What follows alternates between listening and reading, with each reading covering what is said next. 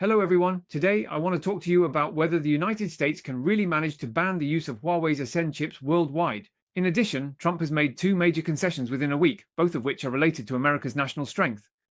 An American F-35 fighter jet was almost shot down, and the US military hastily agreed to a ceasefire with the Houthi forces. But Trump made two major concessions within a single week. One was reaching a tariff agreement with China on May 12th, and the other, a major concession noticed by some, was the sudden announcement of a ceasefire with Yemen's Houthi forces on May 6th without any prior warning. However, on May 13th, the New York Times published an article breaking major news titled "How Trump Suddenly Declared Victory Over the Houthi Militants," revealing the full story behind this event. The New York Times report showed that the Trump administration's airstrikes on the Houthi armed forces were mainly instigated by General Fulila, commander of the US Central Command. During the Biden administration, General McKenzie also advocated for severe airstrikes against the Houthi forces to support Israel. Biden did not agree and did not allow General McKenzie to launch a full-scale attack on the Houthis, fearing that doing so would raise the Houthis' prestige. Biden only authorized General Fulila to launch limited strikes against the Houthis, with the aim of limiting the Houthis' ability to attack Israel and enhancing the US presence in Middle Eastern affairs. To be fair, Biden's consistent approach of both supporting and restraining Israel is quite similar to this action. But after Trump took office, General McKenzie seized the opportunity, likely by lobbying the highly influential US Secretary of Defense Lloyd Austin, to present Trump with a comprehensive plan to completely crush the Houthi forces. According to General McKenzie's plan, the US military intended to unleash its full firepower on the Houthi forces, aiming to completely destroy them through an 8 to 10 month-long air campaign. At the same time, Saudi Arabia would support the US military's operations. Saudi Arabia provided the United States with intelligence in the form of a list of Houthi leadership, identifying 12 leaders of the Houthi Revolutionary Committee.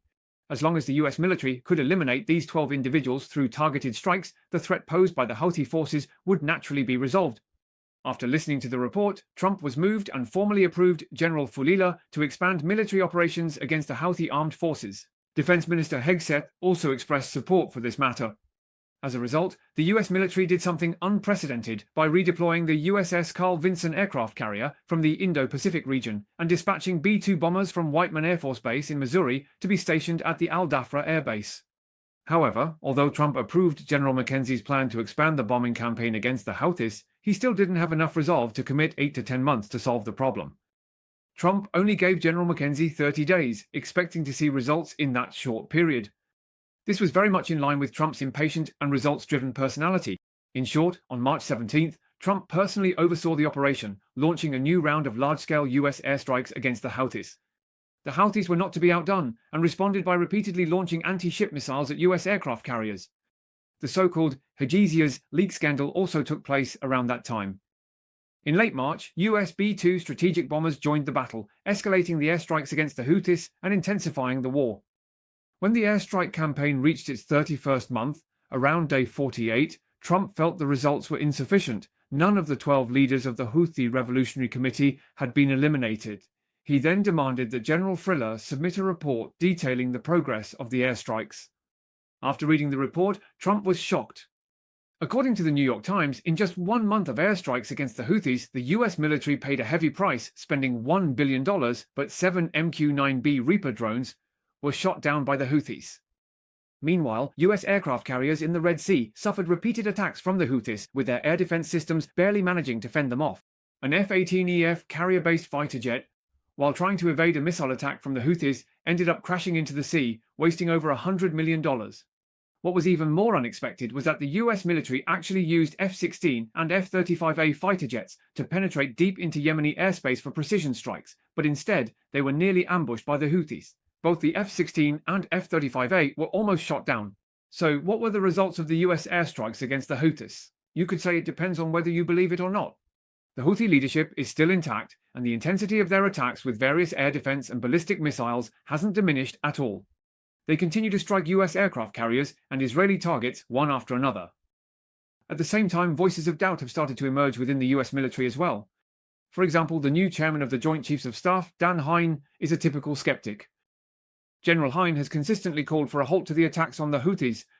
Soon, Vice President Mans, Secretary of State Rubio, and others also joined in, repeatedly debating with pro-war figures like Secretary of Defense Houthis and General Fulila, the commander of Central Command. Trump was caught in the middle and his stance also began to waver.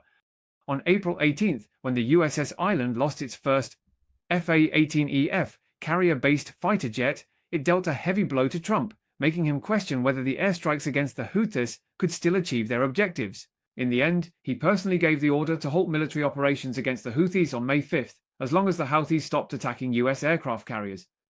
As for whether the Houthis would continue to attack Israel, that was no longer America's concern.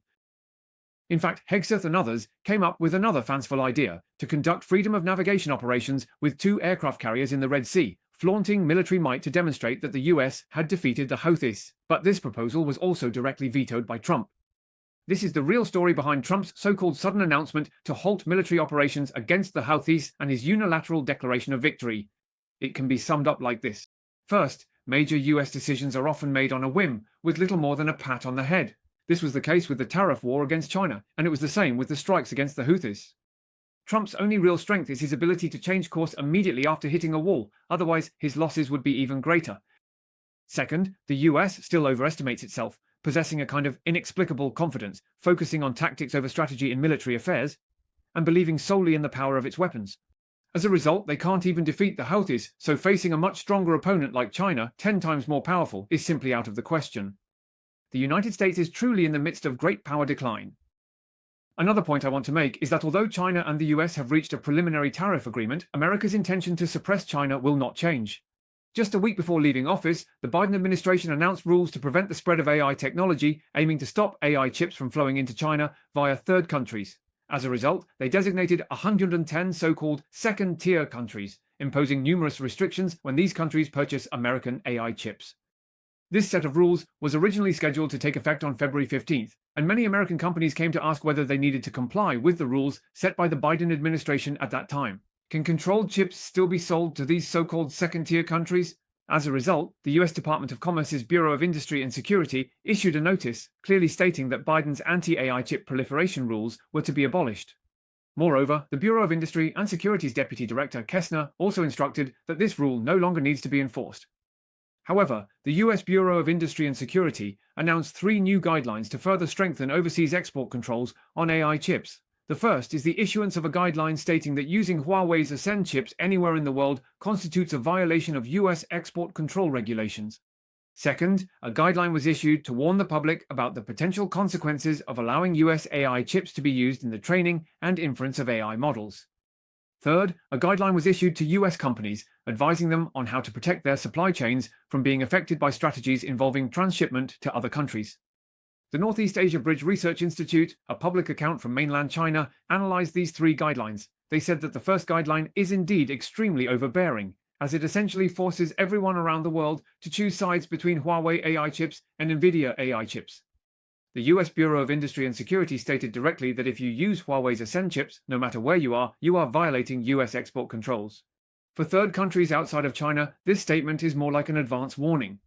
After all, Huawei's AI chips are already in short supply domestically, and there simply aren't any extra to export, so the US seems more like it's setting the rules in advance, making its position clear from the start. But for China, this is simply outrageous to the extreme. You're saying that if Chinese companies use their own domestically produced chips, that would also count as violating the US ban, so are you saying they shouldn't use them at all? If we really follow your logic, does that mean the US plans to let NVIDIA sell high-end AI chips to China again? Otherwise, what chips are Chinese companies supposed to use?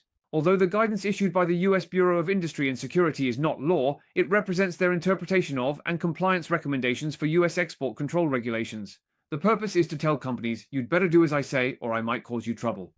Looking back at the recent statements from several key figures in US AI policy, it seems clear that the current Trump administration's strategy to contain China's AI development is gradually taking shape around 3 main policy pillars. First, loosening regulations within the United States, increasing investment in AI infrastructure, and supporting domestic companies to maintain a lead in the AI race. Second, promoting the widespread adoption of American technology globally, ensuring that countries use US chips, models, and tools rather than Chinese ones. Third, implementing more targeted and stringent export controls against China, blocking its access to critical US technologies. Threatening other countries that use Huawei chips. This first point clearly reflects the second pillar mentioned above.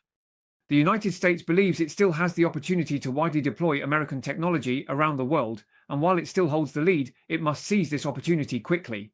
This strategic arrangement is actually a continuation of the previous US approach to controlling semiconductor manufacturing equipment, reaching consensus with allies such as the US, Japan, Netherlands trilateral agreement to build a global chain of technological blockades against China.